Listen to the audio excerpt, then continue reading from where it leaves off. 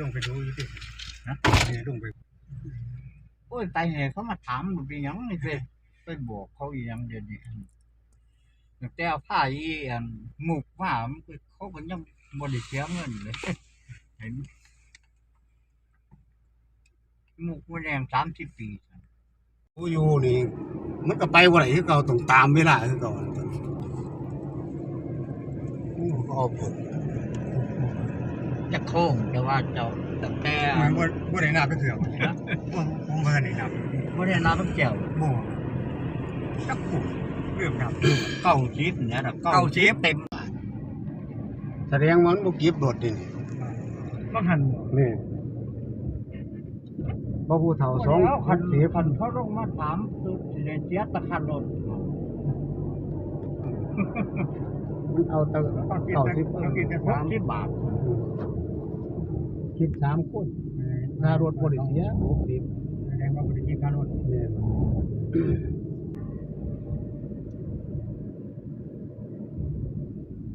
หัวเขาให้ไปแล้วไปกินพากันเที่ยวนี่ก็เป็นโอ้ยังบ่ได้บ่ได้ไปมารถตลาดบ่ได้ไปแต่มา2 โมง2 โมงไป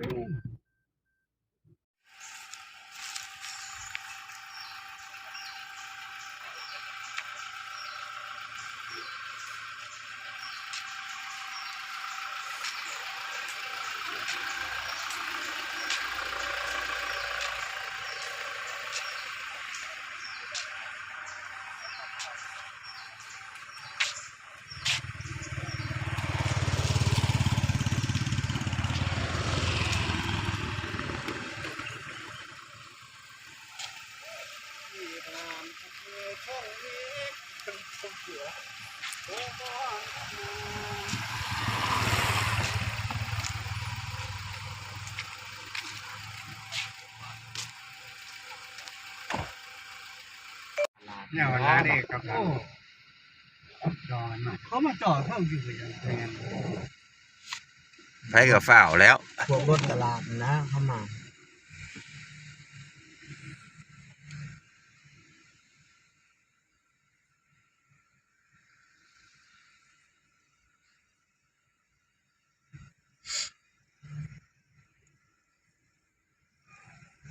แสดงว่าฟังเล่าเนี่ยเขาเปิดเฮ็ดใบแต่เสาว่ามันขึ้นมา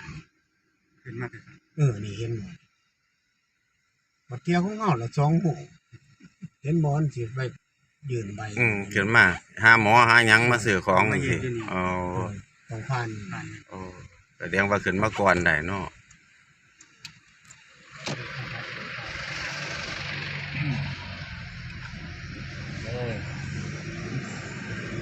ลงไปไล่มือก็ต้องเฮ็ดนี่ไปคืน1 2 คืนโอ้ยร่มดูมาก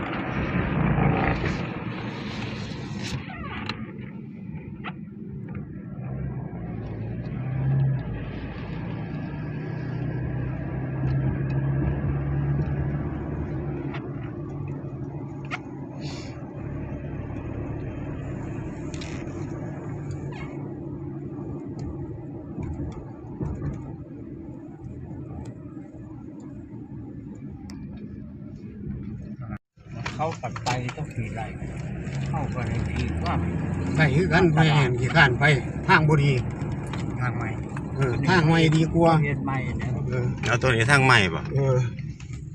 ตลาดเก่า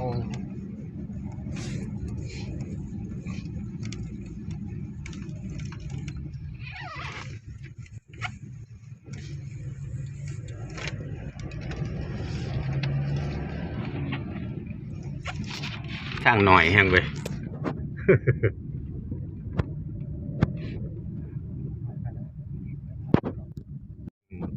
นี่ถึงเป็นคงพวกทหารผ่านคงพวกอสมาอยู่ก็อันเก่าบ่นี่แม่นขายทหารผ่านอันเก่านี่ล่ะสิตัวนี้ล่ะที่ว่านั่นขายทหารอสอนุรักษ์มันอยู่ถึง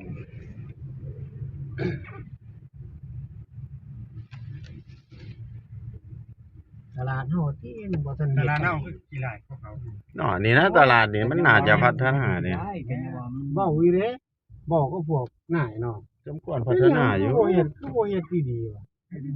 เอ้าคันพัฒนาตลาดเดี๋ยวบ่ทนเอาได้เงิน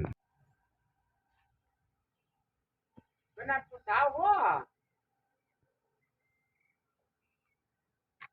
ไปนัดผู้สาวบ่ว่านัดผู้สาวเองเนาะคุณไปนัดผู้สาวบ่นี่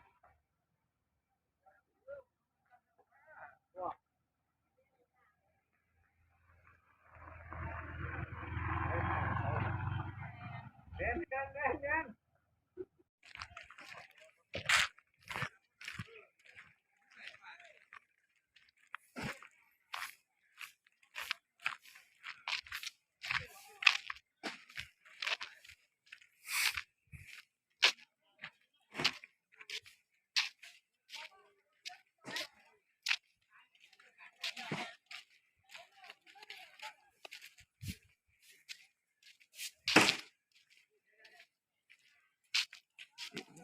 กัน ทางนี้บ่